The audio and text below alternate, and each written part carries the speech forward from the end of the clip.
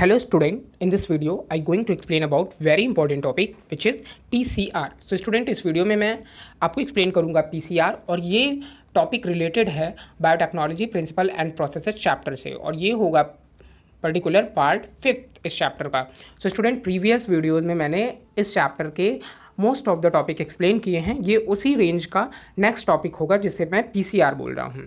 सो यहाँ पे जो फैक्ट्स हम इंपॉर्टेंट समझेंगे वो हैं व्हाट इज़ पीसीआर, पीसीआर होता क्या है एंड व्हाट्स देयर वर्क, और इसका वर्क क्या है, फंक्शन क्या है, और इस पूरी प्रोसेस को हम इस डायग्राम की हेल्प से अंडरस्टैंड करने वाले हैं। So moving forward, first thing यहाँ पे अंडरस्टैंड करते हैं पीसीआर इज एस्टैब्लिश्ड और PCR is stand for the polymerase chain reaction. PCR का फुल फॉर्म क्या है? पॉलीमरेज चेन रिएक्शन है। इसका मतलब आप समझ रहे हैं कि पीसीआर एक टाइप की रिएक्शन है और इस रिएक्शन में होता क्या है, मल्टीपल कॉपीज डीएनए या जीन की फॉर्म होती हैं in vitro culture. That means कि ये लेबोरेटरी में हम फॉर्म करते हैं डीएनए या जीन के बहुत सारी कॉपीज़ को, और यहाँ पे आप वर्ड से ही समझ पा रहे हो क्योंकि नाम ही दिया है पीसीआर पॉलीमरेज, मतलब मोर दैन 2 नंबर्स में हम जिन भी थिंग्स को फॉर्म करने वाले हैं उसे ही हम क्या बोल रहे हैं, पीसीआर। और क्योंकि इन्हें हम यूज़ कर रहे हैं रिकॉम्बिनेंट डीएनए टेक्नोलॉजी में, तो सिंपल सी बात है कि हम इसे रिकॉम्बिनेंट डीएनए में, मतलब डीएनए से रिलेटेड इनका इंपॉर्टेंट यूज़ है।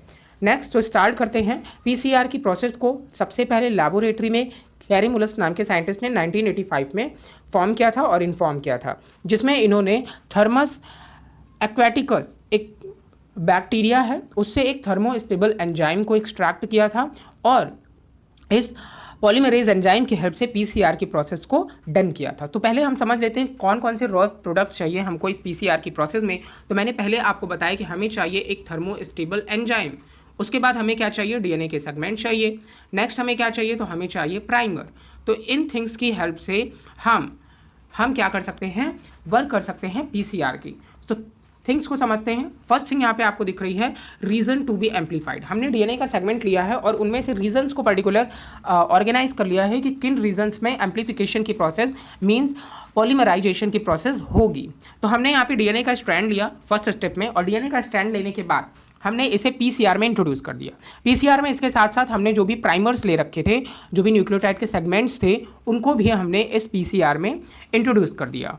पीसीआर में इंट्रोड्यूस करने के बाद हमने यहाँ पर इसका टेम्परेचर 98 डिग्री सेल्सियस या 100 डिग्री सेल्सियस तक इंक्रीज़ कर दिया है। तो सिंपल सी बात है, 100 डिग्री सेल्सियस या 98 डिग्री सेल्सियस पे जो भी डीएनए के सेगमेंट्स हैं वो डीनेचर्ड हो जाएंगे, और मीनिंग ये है कि जो भी स्ट्रैंड्स हैं डीएनए के, जो स्ट्रैंड डबल हेलिक्स फॉर्म में प्रेजेंट होते हैं, वो क्या हो जाएंगे, अलग अलग हो जाएंगे, सेपरेट हो जाएंगे, और इनके सेपरेशन की ही प्रोसेस को हम बोलते हैं डीनेचुरेशन। सो फर्स्ट स्टेप में क्या किया हमने, डीनेचुरेशन किया, एक बहुत ही ज़्यादा टेम्परेचर पे डीएनए के सेगमेंट्स को अलग अलग कर लिया। नेक्स्ट स्टेप में हम क्या करते हैं, नेक्स्ट स्टेप में हमें जो मेन इंपॉर्टेंट वर्क करना है वो ये है, जिसे कि हम स्टेप भी बोलते हैं, और ये स्टेप होता है annealing of the primer.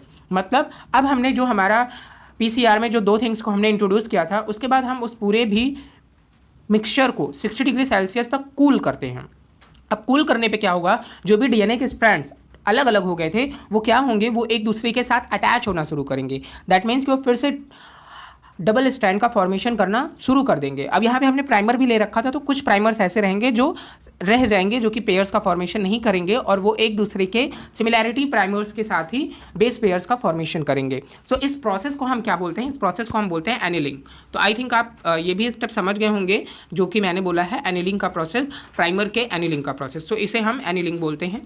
Third step जो कि बहुत ही इंपॉर्टेंट स्टेप है, और यहाँ पे आप देख पा रहे हैं थर्ड स्टेप में लिखा है डीएनए पॉलीमरेज। दैट मीन्स हमने अब थर्ड स्टेप में क्या किया है कि जो भी हमारे पास थिंग्स प्रेजेंट थी, कल्चर प्रेजेंट था, उसमें हमने thermostable tag DNA polymerase enzyme को भी इंट्रोड्यूस कर दिया है। और जैसे ही हमने इस एंजाइम को इंट्रोड्यूस किया, क्योंकि ये कौन सा एंजाइम है, पॉलीमरेज एंजाइम है, तो ये रिएक्शन को फास्ट करेगा, मतलब ऐड करने का वर्क शुरू कर देगा, और जो भी 2 डीएनए के स्ट्रैंड से उनको इंक्रीज करना शुरू कर देगा। आप स्टेप से ही समझ पा रहे होगे, एक्सटेंशन, जो हमारा थर्ड स्टेप है वो क्या है, एक्सटेंशन ऑफ प्राइमर। तो एक्सटेंड करेगा, जो भी प्राइमर्स हैं उनमें और न्यूक्लियोटाइड के सेगमेंट्स को ऐड करता जाएगा और प्राइमर के साइज को बढ़ाता जाएगा। तो इससे आप जानते हैं और ज़्यादा प्राइमर्स के स्ट्रक्चर इनलार्ज होंगे और डीएनए के स्ट्रक्चर का फॉर्मेशन करेंगे। देन आप यहाँ पे देख रहे हैं 30 साइकिल्स हम फॉर्म करेंगे, दैट मीन्स एम्पलीफाइड करेंगे मोर टाइम।